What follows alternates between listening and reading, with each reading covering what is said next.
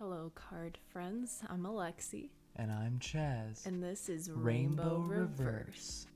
Today we're going to be talking about the overDress premiere and just our first impressions. We're bringing you an instant reaction. The episode has just ended. Have to keep our voices down because everyone in my house is asleep.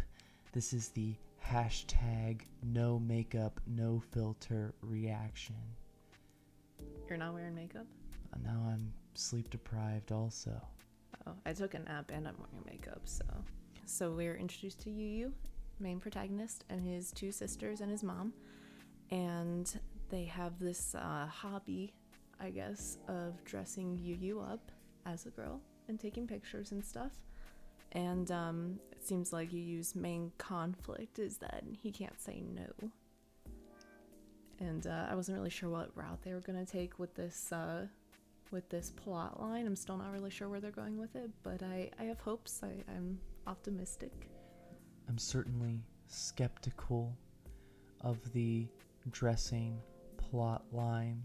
I hope it goes to good places, but again, until I'm proven that it's gonna be something okay, I'm skeptical.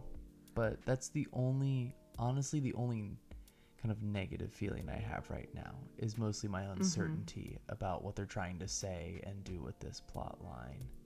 While we're on the topic, my friends, please stop calling Yu a trap. It's a term that's not been used positively against the trans community, and shouldn't say that. All right, so the actual episode itself, I was overall pretty hype. Yeah. It was a very exciting episode. The energy was very high the whole time. The Cardfight sequence was very intense. In particular, the final turn, if you will, where they showed Bruce versus Bastion in an actual clash. That was maybe the highlight of the episode, I think. It really it showed you, yeah, Vanguard's a card game, but look how intense it gets. I did love seeing them on the spike ball field.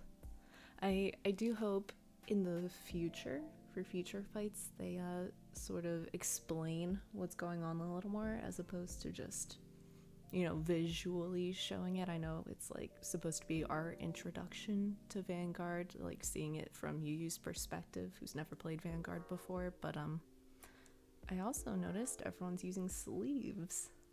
Yeah, the presence of sleeves throughout the intro and into the episode, very cool. I noticed specifically for that Keter Sanctuary deck, there was the ride deck sleeves that were different from the main deck, which was just the traditional Vanguard background. But even when they animate the front of the card, it has that little border around it. Like when you look at a card, the sleeves, that's a cool little detail. And I'm not gonna lie, kind of want some of those blackout team sleeves. Those are really hype. I really hope we can get those printed. I want some. I want to put my cards in the blackout sleeves. I do love the character design and the animation. As soon as they introduced the characters, I fell in love with them. They're all very distinct. They have very distinct styles and personalities, and I really like that. And I was saying, it still feels like Vanguard, even though the design is a little different. The colors and the vibes of like the characters and the world, it still feels like Vanguard. Yeah. Even though it's a new series with a whole new set of characters in a different world, but it felt like home. I didn't feel like I was watching something completely different. Yeah. Just that happened to have the same cards, which was something that really matters to me because we really love Vanguard as just like an anime, and I was a little worried, new series, what if it feels different in like a bad way? But the things that were different about it, I enjoyed and I liked, but it still had, again, enough of that Vanguard feeling that it didn't take away from my experience. You mean the gay vibe? Yes, it's very, very gay. I mean, it's Vanguard, so you expect it to be pretty gay. I just can't wait to see where we go with it. I would, in general, love if any of that was explicit, like when we had Luna and But I guess, it's only one episode deep, so we will have to see where we're going. I mean, Donji is already a confirmed bisexual king. Because he got all blushy around Yu Yu when Yu Yu was dressed as a girl.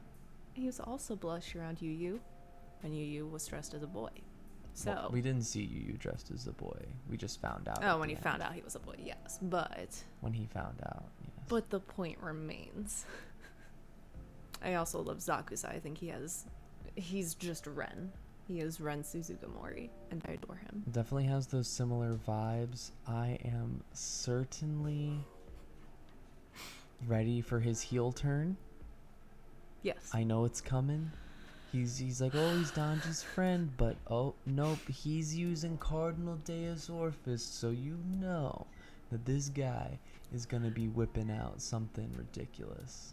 Noah wasn't evil until he was different, and that doesn't count. But Noah wasn't evil, and he was using Chaos Breaker, which is an evil card, so I have hope.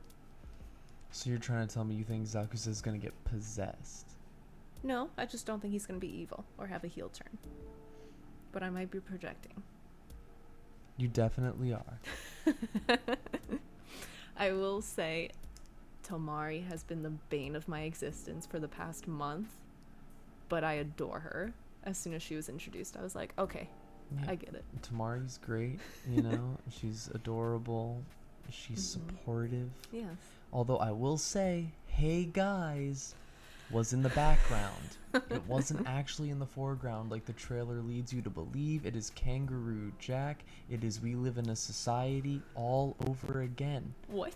I'm just going to leave that as a meme. Kangaroo Jack. If you get it, you get it. Okay. I do love Megumi. I think as far as waifu wars go, why pit them against each other? Why not both? Why not just live in a happy little polycule with all of the characters? Why do you have to pick one, and just if you just live in a little polycule with all your Vanguard friends and you can play Vanguard and make dinner for each other, it'll be real sweet, You think they'll make it canon? Is that what the anime is leading to? So Blackout is a polycule. They're not just a Vanguard team, they're a Vanguard family, and they're all in love. That is the canon. That was confirmed canon in this first episode. Yes. So spoilers, they're all in love with each other. I think that's all you really need to know. And the music, I am a big fan all the way around. The intro was by Rosalia, one of the Bang Dream bands, which they've done Vanguard music before, and I always really enjoy their Vanguard songs. The outro was a nice... It felt like a good outro song. Yeah. It had vibes. It's by Argonavis. I hope I'm saying that right. And the animation for the outro made me really interested in finding out Megumi's backstory. Yeah, but it was a very Megumi-focused yeah. credit sequence, which is very interesting. And then the score, it felt fantastical, like we were in a fantasy world.